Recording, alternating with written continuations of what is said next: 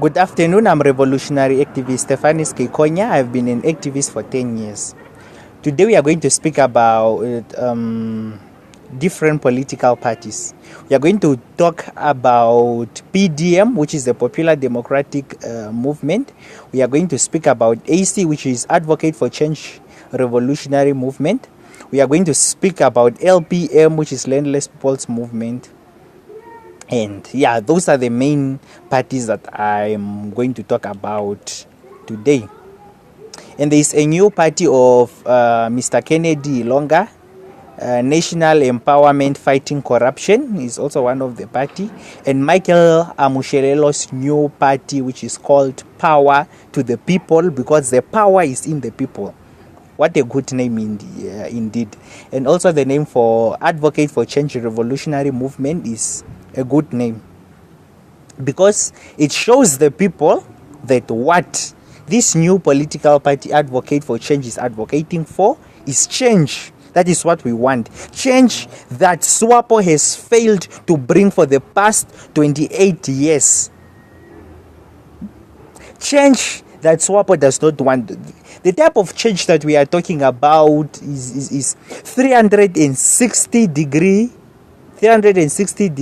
transformational change. That's the type of change that we are talking about. Not just any change, not just leadership change, not just what. The problem itself is not the leaders of SWAPO. The problem is SWAPO's party. SWAPO party, the party itself. First, before I continue, I would like to talk about PDM. PDM changed names from DTA to PDM, and DTA was a colonial party. It was one of the earliest party that was formed, and DTA was one of it's a colonial party, and it was working together with our colonizers. They held the multi-party congress together and all this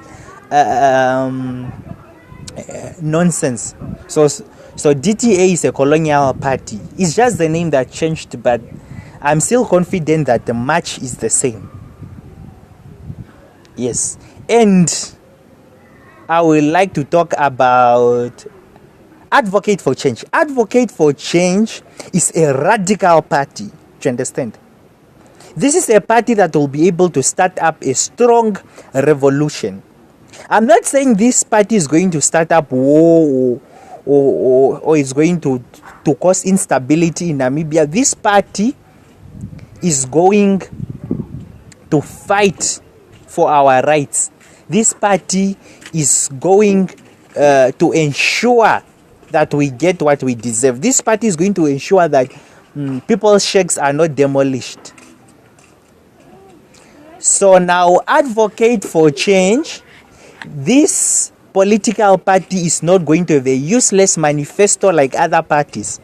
Advocate for Change is going to have a master's plan, do you understand, in which every member of the party is going to contribute. And this party, the power does not lie in the president.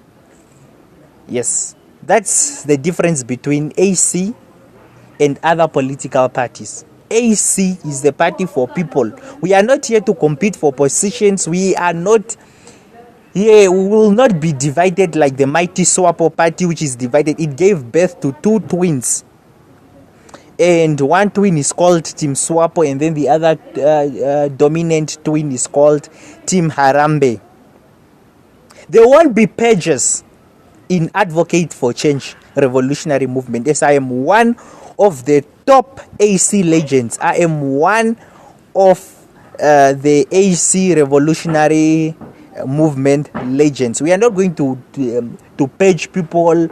We are not going to destroy people's houses. We are not going to make empty promises. We are not going to promise people bread and give them stones. No. When we promise people bread, we are going to give them bread. When there is no when Christianity is not a foundation of a party, it's very dangerous. And with us Advocate for Change revolutionary movement. We are a group of Christians.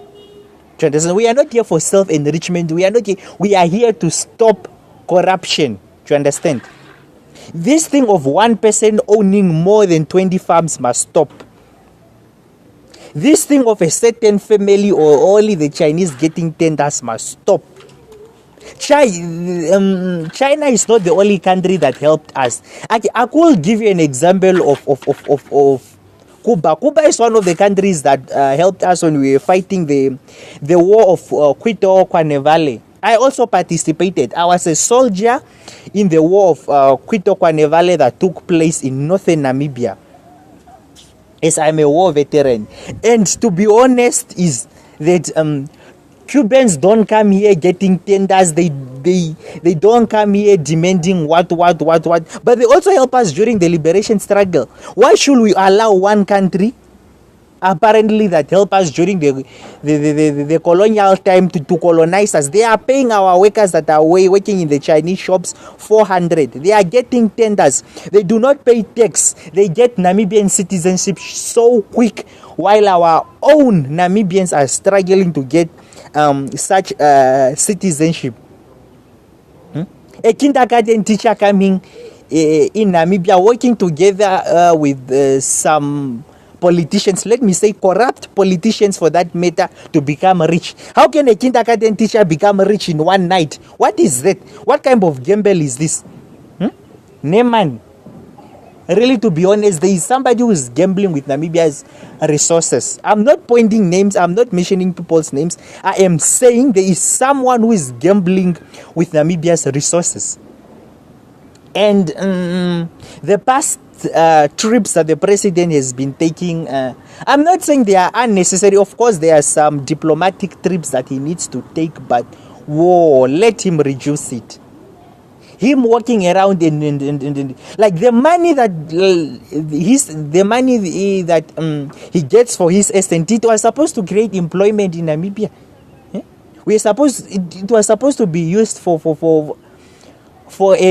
to come up with a state parastatal, to come up with a state business that will be able to generate money and create employment. You see, so I'm not saying with regarding the with the Chinese, I'm not saying that foreign investment is not needed. Foreign investment is needed, but we need a good foreign investment, not foreign investment of China. China's foreign investment with their with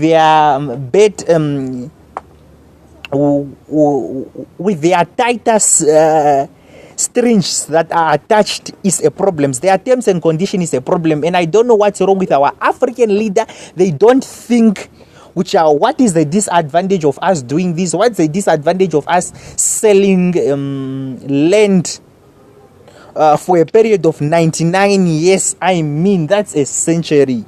Who is going to be alive? Who is that original person that entered the contract is not going to be alive by then?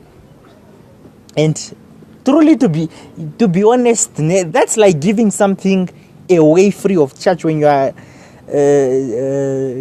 selling something for a period of 99 years. Problem. And this, to be honest, Cuba helped us, Angola helped us, and all those countries. Angola, that's one of the countries that helped us the most. We like when we are seeking for asylum, we usually just go in Angola there. They give us food, they give us everything.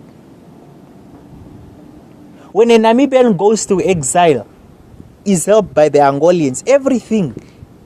But now that Namibia got its independence, we are busy chasing away the Angolians that don't have a citizen, that don't have Namibia citizen or Namibia citizenship. We are chasing them. But why do we give China citizenship just like that, quick out of the blue, while we are chasing away the Angolians? We are busy killing people that The Namibian police is busy shooting people that are trading or that are selling with Angolan cars. I want to ask, what's the problem with Angolan petroleum? I had know that Angolan petroleum is not filtered, blah, blah, blah, blah, blah. But what damages does it has to cars? And how many cars did the Angolan oil damaged so far for people that are selling Angolan cars, Angolan fuel, to be shot? We are tired of such thing. A human being is just a human being. You cannot just shoot a person like you are shooting what? Like you are poaching. The Chinese are the people that are poaching here in Namibia.